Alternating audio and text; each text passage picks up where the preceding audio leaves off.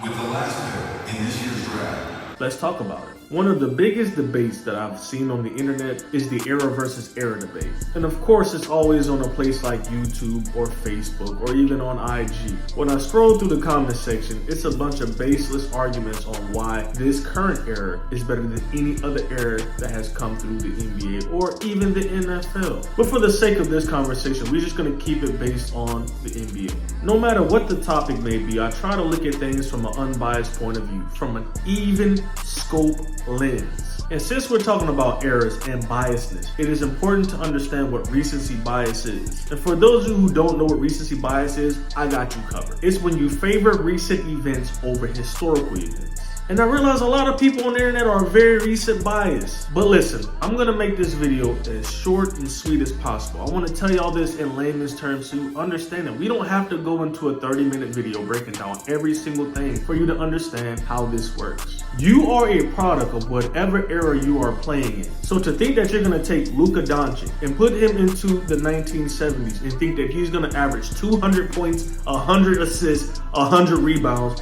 is false. That's like you living in the modern day with modern day technology and modern day medicine. If we put you in the times of the ancient Egyptians, you would live to be 200 years old when their life expectancy was only about 30. It's the same exact thing. So what you're telling me is that a player with all the resources that the modern day gives should go back into the past and play against players who had limited resources. You're telling me that that's fair and you think that that is a reality to be had. Let's take Luka for example. How many shots per day do you think he gets up in a gym? In a gym that's closed off just for him. Would 500 to 1,000 shots be somewhere in the realm of reality? That's what you call access. Let's say Luka also tears his Achilles.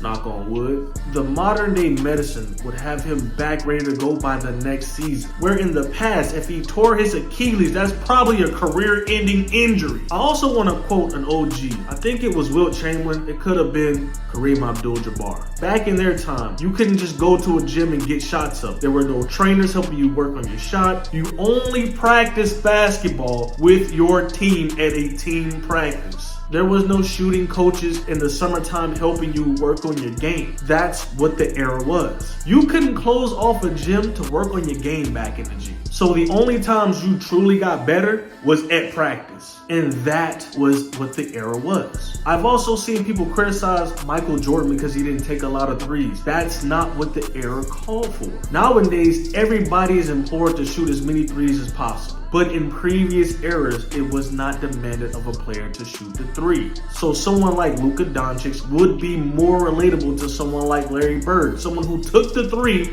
but also killed you in other areas. You would be a product of that era. If you take someone like Michael Jordan, who didn't shoot the three that much, and put him in the three-heavy 2020s, you don't think that he would practice and work on his game to be more efficient at the three? Hell no. It's like you give the current players all the advantage and then say former players with the least amount of resources come to this new era with your same skill set. You can't get better, by the way. You can't get better. You come with the same skill set and you play against people who have higher skill sets and resources to refine those skill sets. Fuck out of here. That's bullshit. And to be completely honest, when I do see these arguments on the internet, man, I always hop in the thread and say that it's dumb. Because there is no way in hell you can honestly know what a player would do in this era, or if this player goes back in time, what he would do in that era. All it is just your fanboy perception. If you like a player, you're gonna say he's gonna succeed in any era. But the reality of the matter is, if you're good, you're gonna be good in any era. But you will be a product